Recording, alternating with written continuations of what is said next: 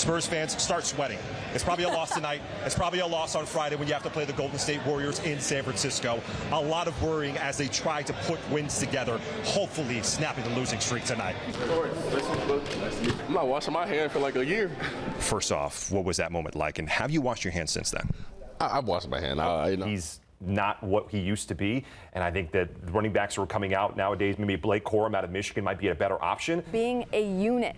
And it's cool to see how this unit really enjoys spending time with each other. They really like hanging out with each other. That whole saying of like, shut up and dribble, I'm the exact opposite of that. Yeah. I want to know what you believe in. I want to know what you're passionate about. Well, Mary, it is starting to get a little bit more exciting here at the Alamo Dome as both teams have now come onto the field. We're getting ready for this top 15 matchup between the 14th ranked Arizona Wildcats and the 12th ranked Oklahoma Sooners. Well, Mary, they're going to need to attack from the jump and utilize their depth when it comes to going up against this Pelicans lineup that's a little banged up. Herb Jones and Larry Nance Jr. are out tonight. Zion Williamson was going to warm up and see how he feels right behind us right here to whether or not he's going to play in this game.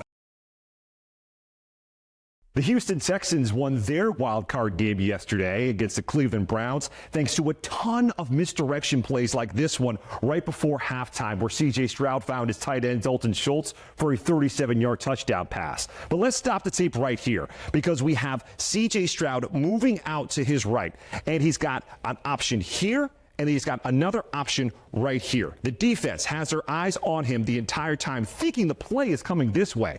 But right here at the top of his route is Dalton Schultz. And what is he already doing? He's planting his foot and he's going to this side of the field where the defense isn't going to be. So it leaves him the opportunity to be wide open where C.J. Stroud is going to find him no problem by himself. So go ahead and play it, guys. And here we have a beautiful misdirection play where Dalton Schultz can be wide open for that touchdown.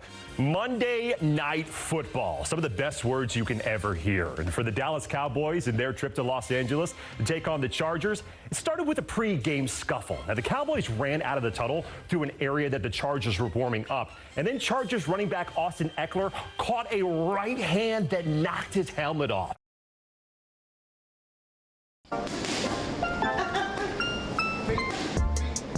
The pops of the pads heard at Pure Technique Boxing Gym are about to get a lot louder in Paris for the 2024 Olympics.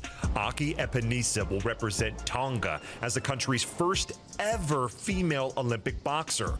And when she heard the news that she was going to be making history, it was just so surreal, because initially I thought that, my journey had came to an end. Little did I know, destiny had another path for me. When I found out, I was just in disbelief and just excited, overwhelmed. And given that I am Tongan, Samoan, and descendant of Fijian, I just feel honored and proud. Not too many of us make it out there to the world stage.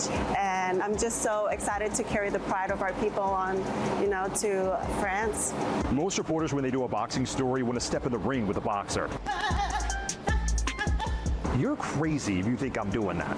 Because what's important about this story is the impact that hockey is going to have on young girls who look just like her. I take my training so seriously because I know a lot of youths are looking up to me.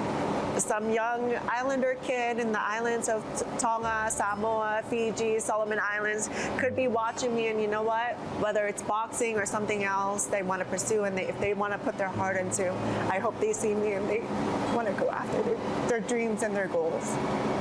Nick Mantas, KSAT 12 Sports. What's it like having the title as the world's strongest Latino?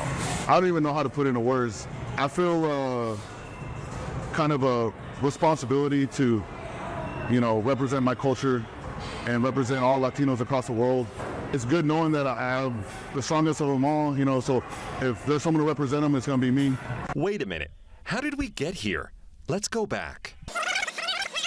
Austin Andrade grew up not knowing a lot about being a competitive strongman. He played traditional sports like football and wrestling at Adams State University. And when he came back to Texas, he still had that competitive edge and was interested in lifting heavy and heavy metal fitness. I actually walked in and I met Tim Ingram here at the door, the owner of Heavy Metal, and he welcomed me open arms and he said, you know, let's live, let's have some fun. And, you know, I started noticing everyone around here was doing some kind of show, and I was like, well, I need to get a part of this. So I hopped into one of those shows and I'm winning it. And then the next one and I'm winning it, and everything kind of snowballed effect into, oh, maybe this is more than just a hobby. Austin's dedication led him to winning the World's Strongest Latino competition in Portugal last summer, and then he placed 7th in the world earlier this month. But could he and his training partner, Nick Gardione, train me to be a strong man?